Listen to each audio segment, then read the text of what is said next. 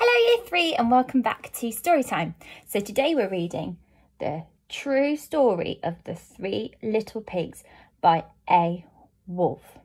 So we know the story of the three little pigs, the ones who got blown down by the wolf, but this time it's from his perspective. So let's see what he has to say for himself, because he did blow all their houses down and eat them. See how he explains that. Everyone knows the true story of the three little pigs, or at least they think they do. But I'll let you in on a little secret. Nobody knows the real story because nobody has ever heard my side of the story. I'm the wolf. A. Alexander T. Wolf. You can call me Al. I don't know how this whole big bad wolf thing got started, but it's all wrong. Maybe it's because of our diet. Hey, it's not my fault wolves eat cute little animals like bunnies and sheep and pigs. That's just the way we are. If cheeseburgers were cute, folks would probably think you were big and bad too. But like I was saying, the whole big bad wolf thing is all wrong.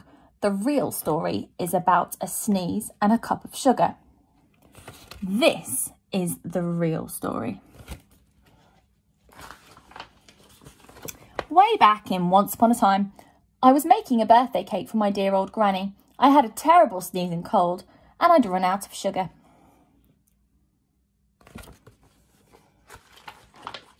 So I went next door to ask if I could borrow a cup of sugar. Now, the guy next door was a pig, and he wasn't too bright either. He had built his whole house out of straw. Can you believe it? I mean, who in his right mind would build a house out of straw?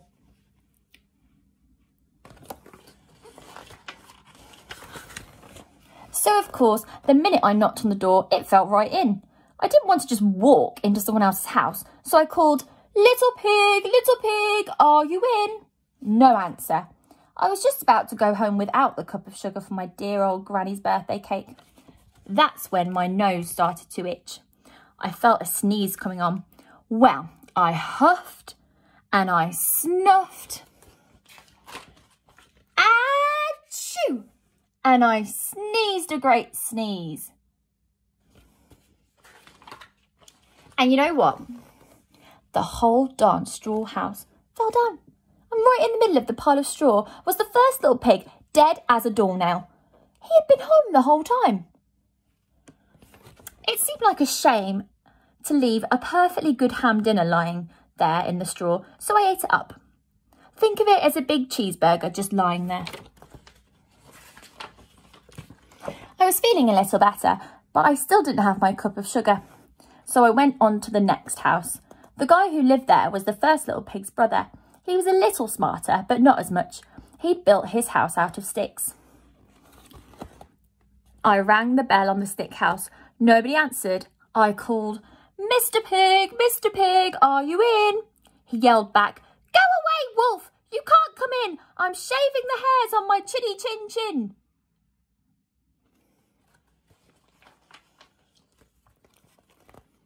I had just grabbed the doorknob when I felt another sneeze coming on.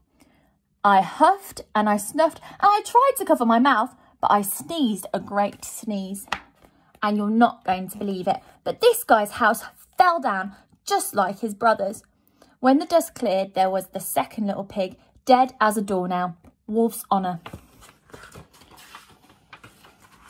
Now, you know food will spoil if you just leave it out in the open, so I did the only thing there was to do. I had dinner again. Think of it as a second helping. I was getting awfully full, but my cold was feeling a bit better, and I still didn't have that cup of sugar for my dear old granny's birthday cake. So I went to the next house. This guy was the first and second pig's little brother. He must have been the brains of the family. He'd built his house out of bricks. I knocked on the brick house. No answer. I called, Mr. Pig, are you in? And do you know what that rude little porker answered? Get out of here, wolf! Don't bother me again! Talk about impolite! He probably had a whole sack full of sugar and he wouldn't give me even one little cut from my dear sweet old granny's birthday cake. What a pig! I was just about to go home and maybe make a nice birthday card instead of a cake when I felt my cold coming on. I huffed and I snuffed and I sneezed once again. Then the little pig yelled, "And your old granny can sit on a pin."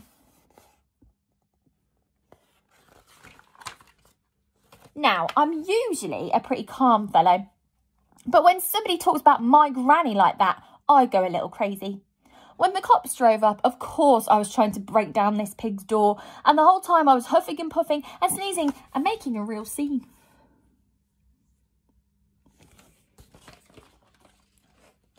The rest, as they say, is history.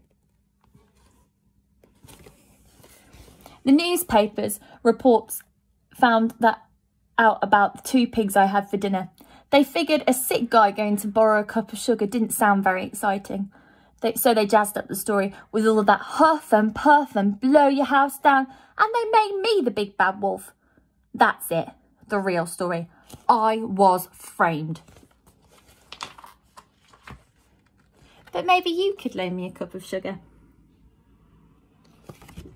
The end.